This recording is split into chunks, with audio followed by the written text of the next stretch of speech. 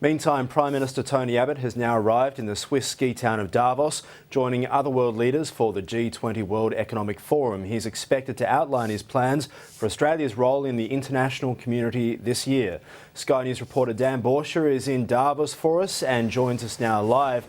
Dan, what can we expect from the Prime Minister on the first day of the forum?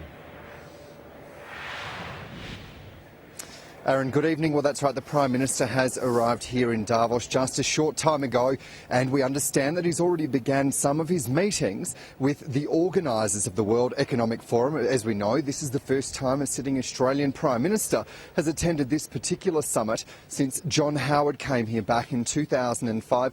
Over the next 3 days, we're expecting at least 5 bilateral meetings, those high-level discussions with other world leaders. We're also going to see Mr Abbott give a keynote address where we're expecting him to really outline what his vision is for this year in terms of Australia being a part of the international community. This is particularly significant considering that we're the chair of the G20 summit for the year. So we're expecting Mr Abbott to talk about what his visions are. Those could range from economic development through to trade and also infrastructure. The big challenge for Mr Abbott will of course be how that resonates with Australia and how the discussions here will have an effect on everyday Australians at home.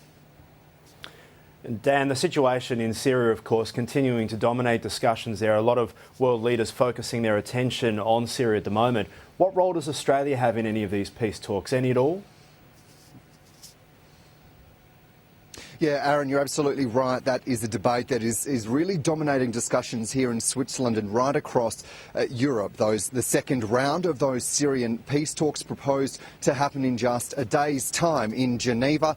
We know that Ban Ki-moon, the Secretary-General of the United Nations, last night local time said that it was rescinding the offer of the Iranians coming to sit as observers into those meetings after opposition from the Syrian opposition parties. Now, Australia is one of a number of countries that will be in the room with official observer status as in those meetings as part of the ongoing international relations. We'll also see the Holy See as part of that. And as well as those discussions happening in Geneva, we're also expecting that to be much of a sideline debate here in Davos. Even though the next 3 days will be focused on the economies of the world, it would be hard to move away from those very important discussions of policies and peace talks in the Middle East. Aaron. Yeah, it'll be interesting to watch. Sky News reporter Dan Bourchier, they're live in Davos for us tonight here on Newsnight. Thank you.